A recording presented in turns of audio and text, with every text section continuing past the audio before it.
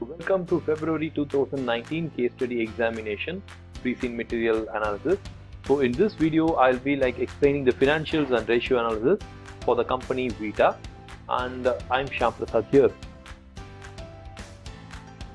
So this is an intro about myself. I'm Shyam Prasad. I'm a member of ACCA and SEMA.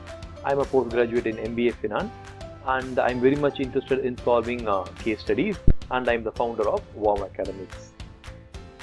So disclosure, the entire case study as given out by SEMA is used as in the same form.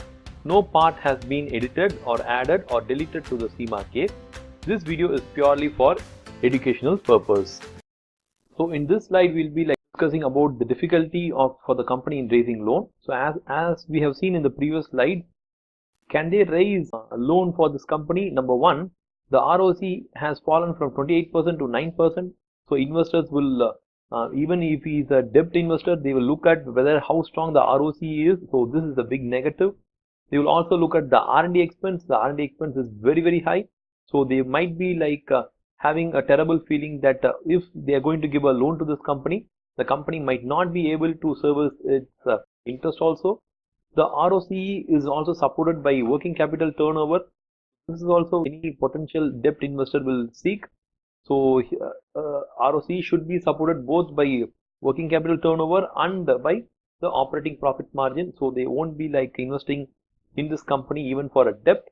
That is the net interest received. So any debt investor will see this as a positive signal. But even when the ROC seems to be falling and the cash flow of the company is operating cash flow of the company is negative, I think even they will have a hesitant to invest in this company. So still we can say that there might be some very risk-taking investors, debt investors who want to apply for Vita companies, debentures and debt. But still, if you take any tangible asset, it's only 3% of the total asset. So again, that's going to be very tough. So the company has to raise debt based upon a going concern valuation or an intangible. They have to value their intangible NCA and they have to put it. And I'm not sure whether as per IFRS, they could retrospectively change their expenses, R&D expenses into a intangible non-current asset. I don't think that is possible.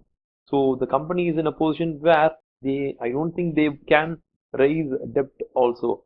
So whenever there's a question in your examination asking whether the company can raise debt, you have to use all these points and explain your position. So we'll move on to the next slide. So there's a clear indication that the company is in overtrading. So what is the overtrading? Overtrading is a position where the company's sales are very good, it's high, but the payables are high, the receivables are high, the cash position is low, the overall debt and equity position of the company is pretty much normal. So these are the indicators of overtrading. I think Vita has all these indicators of overtrading. So you can easily find it out through these ratios. In terms of quick ratio, it's at normal pace. Their working capital turnover is extensively used. It's 7 times here. Their entire ROC is only supported by working capital alone. So these are indicators of overtrading. Apart from that, revenue has increased by 11%, inventory is increased by 12%, receivables, which is already high, has increased by 18%, cash has substantially decreased by 72%, is at 4%. And the most dangerous thing is payables is 65% of total assets. All these things indicate the company is in a overtrading position. So number one, the company is overtrading position. To overcome overtrading, the company has to get long-term capital into the company. So there's only two ways the company can raise long-term capital. One is through equity and the other one is through debt. I don't think the company will be in a position to raise equity because the ROC position and the net assets position, everything is pretty low. So the company has to raise equity on the basis of going concern valuation, or they have to project what they are able to do in the future and they could raise the money. But even the future is bleak for this company because smartwatches seems to be having an upper hand in this battle for wearable segment. So even the company doesn't have a bright future there. So they will be unable to raise equity. As far as debt is concerned, they can raise, but the percentage of cost of debt will be very high, and whether they could repay that debt and the interest would also be a huge problem. So the company is in a situation where it is like actually stuck. So to overcome the situation, I think there's only one way to go. The company has to become a target and some other company has to come and acquire them. So that's the only way. Or I think the company can enter into niche segments, but still their financial seems to be like very tight here. So I don't think that would be possible. So the only way is to become a acquisition target. So that's about the case studies financial here. We come to the end of the video, so you can get the PPT of this video and you can get a financial statement analysis which I've done in Excel and a summary of issues at www.wowacademics.com. You can go there and get it.